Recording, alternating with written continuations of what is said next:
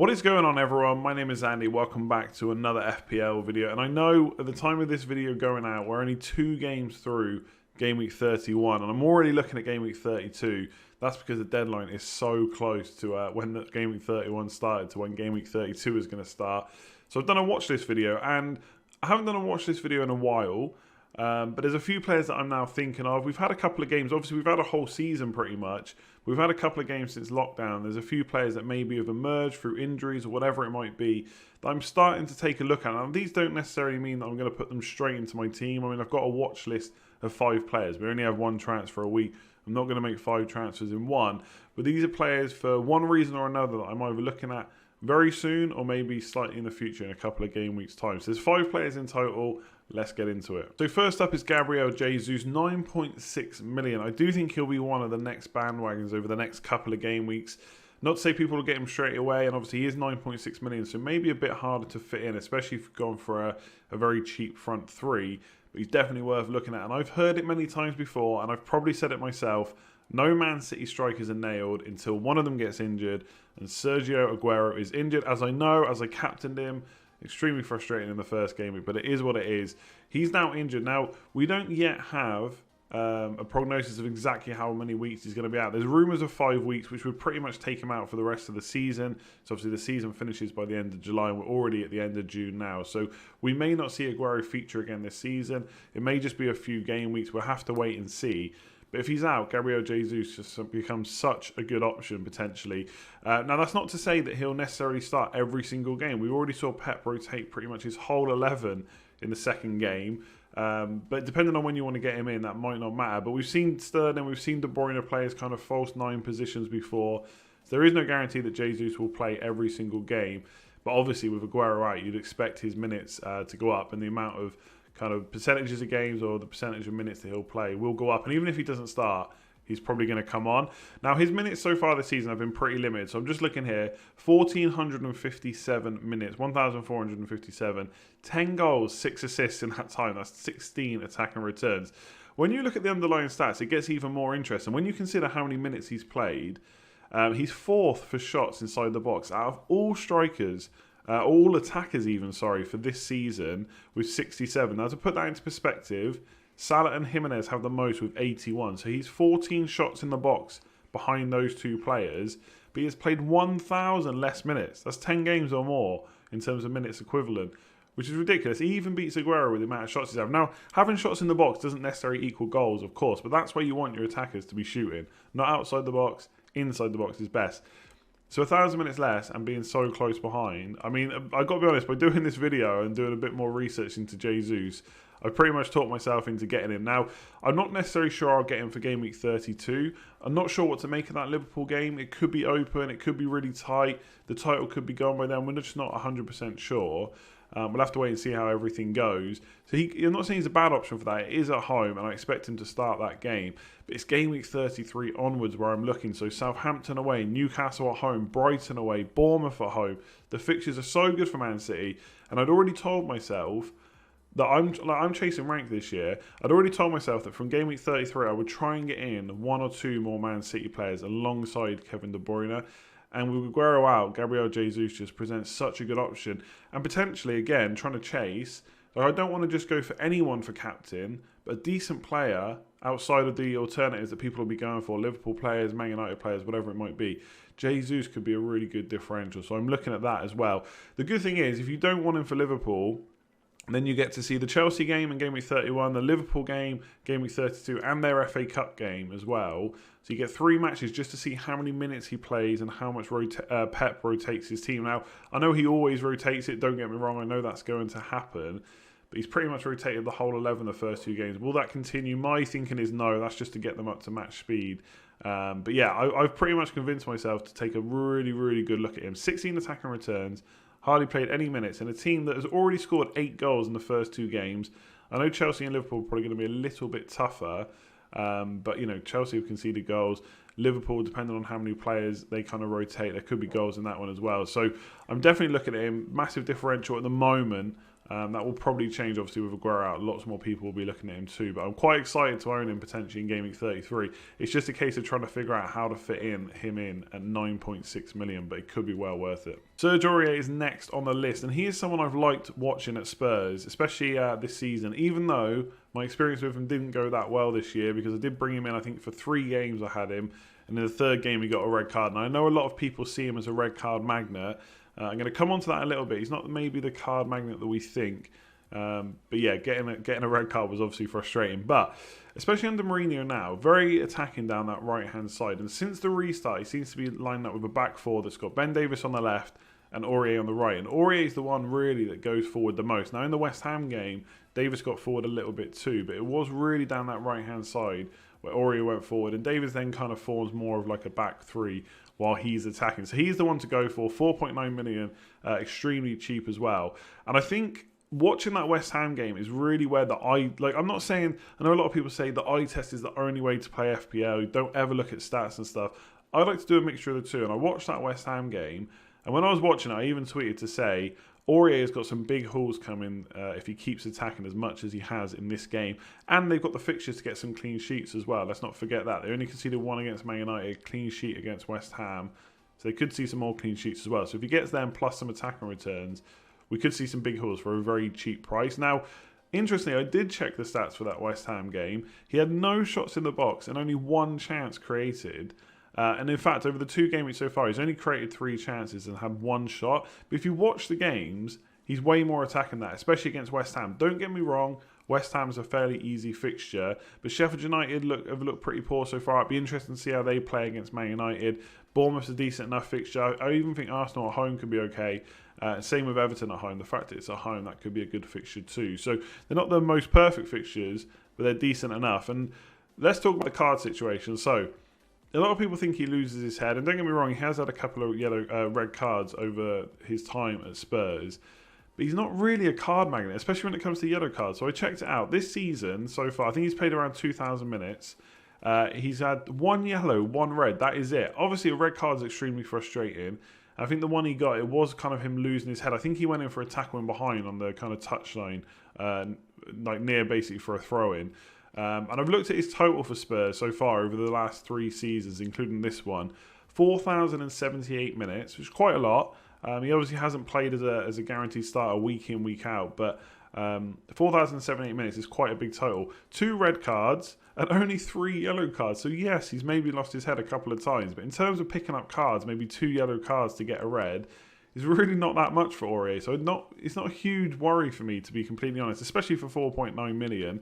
He's had 1 goal, 7 assists this year. That's the same as Andy Robertson at Liverpool. And again, in fewer minutes as well. And I just think his price at 4.9 million is just too tempting. Mourinho's talked about rotation. All managers are obviously looking at it now we've come back from the break. But he has said that right-hand side, he doesn't really have anyone to play there. Tanganga's injured. Foyt is injured as well. And they're not really natural right-backs either. So if the plan under Mourinho is for the right-back and Aurier to go forward and Ben Davies maybe to stay back a little bit, then they're not going to have the same kind of chance of doing that with Foyt and Tanganga. Yes, they can go forward, but not in the same manner that Aurier can do. So, same amount of attacking returns as Robertson. 4.9 million, some pretty decent fixtures, extremely attacking. He's definitely someone I want in my team sooner rather than later.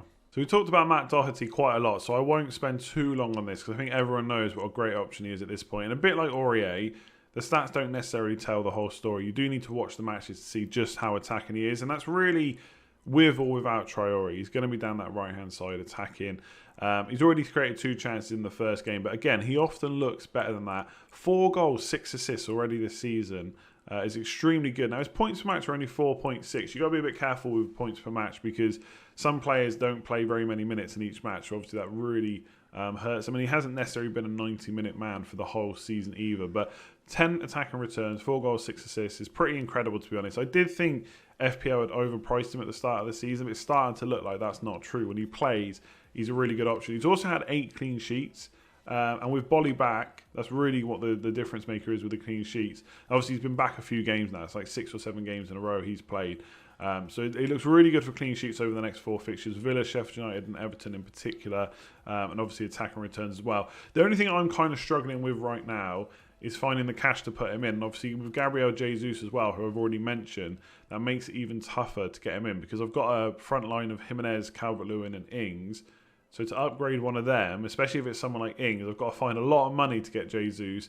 And then trying to fit in Doherty as well is tough. There is quite a few defenders at the moment that are worth looking at. So a lot of people have got Trent. I've got a Man United defender. You could look at Aurier, who I've just mentioned. Seiss is very good value as well, who I already own in the Wolves defence. Which is what and this is obviously a watch list for my team, so I'm not talking about players I already own, i.e. Seiss. So yeah, Doherty definitely a really good option. It's just a case of fitting him in. But I just think I've toyed with the idea of maybe going 4-4-2. That could be an option as well. Put him alongside the likes of Trent, Maguire, etc. He's definitely going to remain on my watch list. I've got a little bit of a worry that he's going to remain on my watch list for the whole season, and I'll never get him in, and he'll continue to punish me. But I definitely would like to get him in at some point. I had him on my free hit in Game Week 30. 12 points was incredible. I'm expecting him to do really well in Game Week 31, and then onwards from 32. So for anyone that follows me on Twitter, you may have seen me tweet during the Man United game or after, I can't remember exactly when, Harry Kane is not getting anywhere near my FPL team. Now, that was a bit tongue-in-cheek. I would never say never to any player, no matter how bad they've been for me in the past, how bad they're looking. You've always got to give a player a chance to turn it around. I don't like blacklisting players. Like, if you say, I'm never getting this player again. Like, some people do that. They're never getting this player again. They never do get them, no matter whether they look good or not.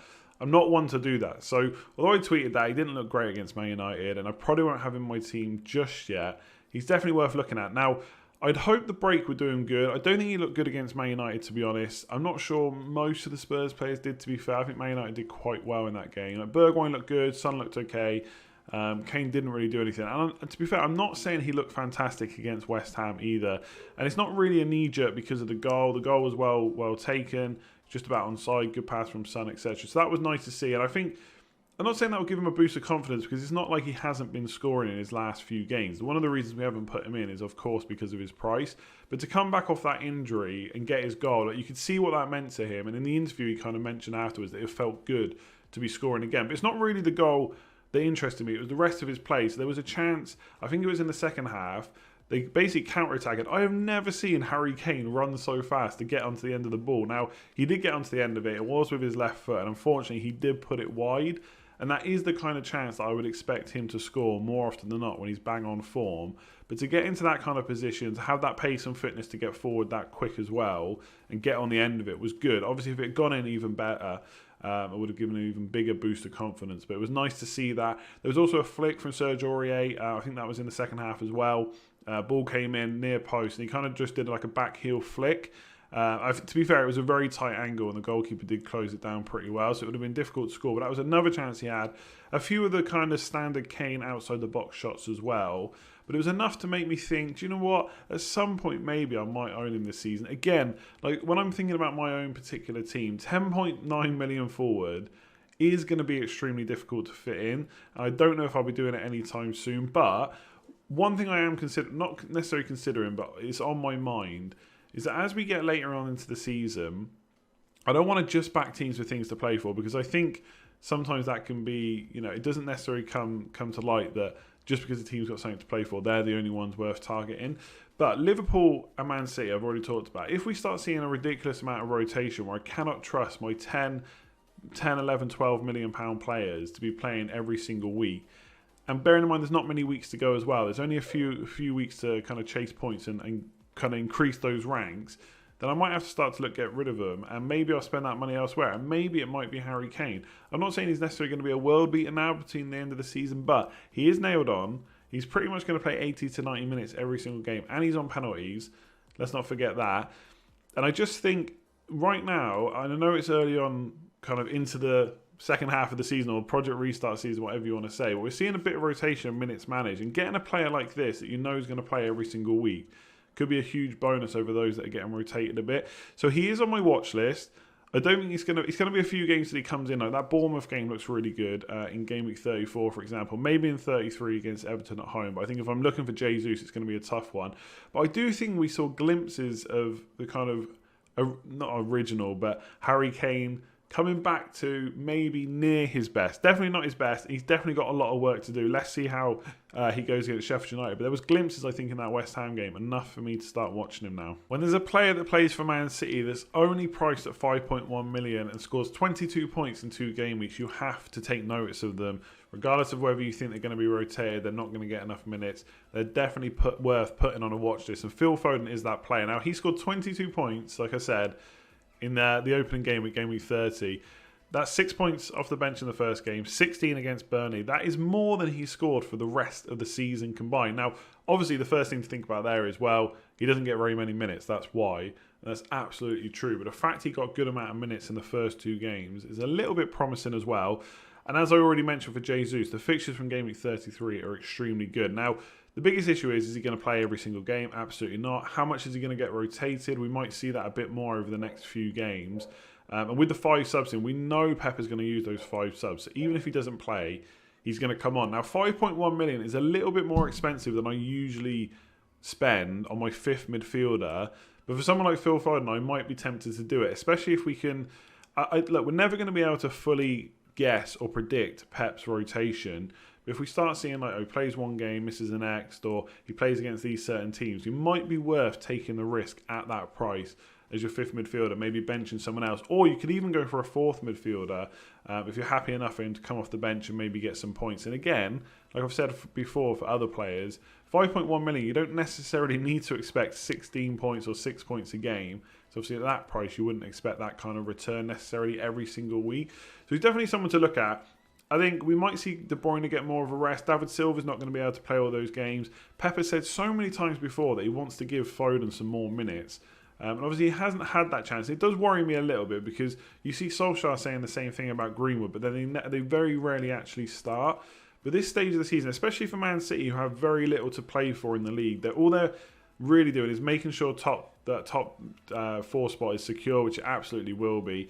Getting second place, which looks pretty good. I mean, it's very unlikely that they'll lose that. And obviously then, like he's already said, the FA Cup match and the Champions League matches are the big draw. So they've got to keep players fit for that and also increase their match fitness as well. So Phil Foden kind of comes in handy for that. They can play him when they want to rest the likes of De Bruyne and stuff. And obviously Man City not as good a team with De Bruyne out of the side, but we saw them rip Burnley apart, as they have done before, granted. But who say they can't do it against like Southampton, Newcastle and Brighton as well? Now, Newcastle started okay against Sheffield United. There's only one game though. Brighton have looked okay as well.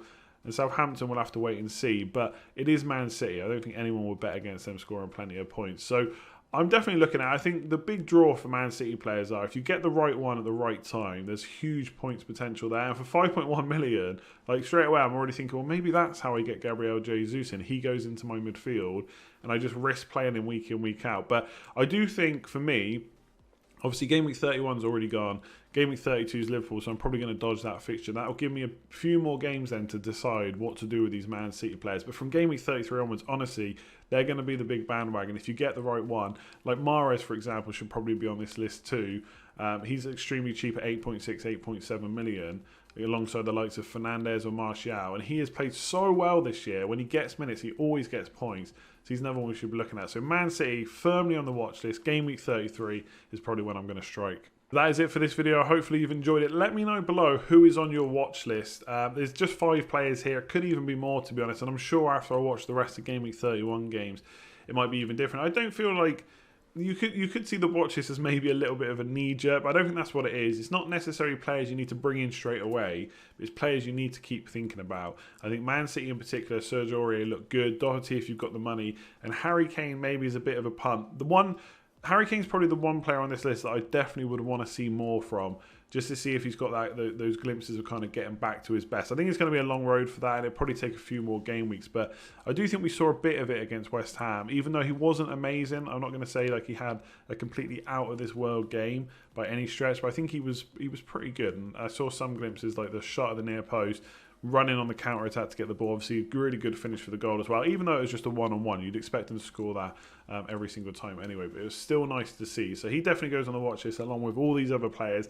Let me know who's on yours below. Give it a like if you've enjoyed it. Subscribe if you're new around here. If you want to follow me, all the links to Twitter and Instagram are in the description below, as are the Patreon links as well. If you want to support the channel even further, it's much appreciated. Thanks to everybody that has signed up already. Great little community we got going on in Slack. Otherwise, I'll leave the video there. Like, comment, share, subscribe, all that good stuff. And I'll see you again soon. Cheers all.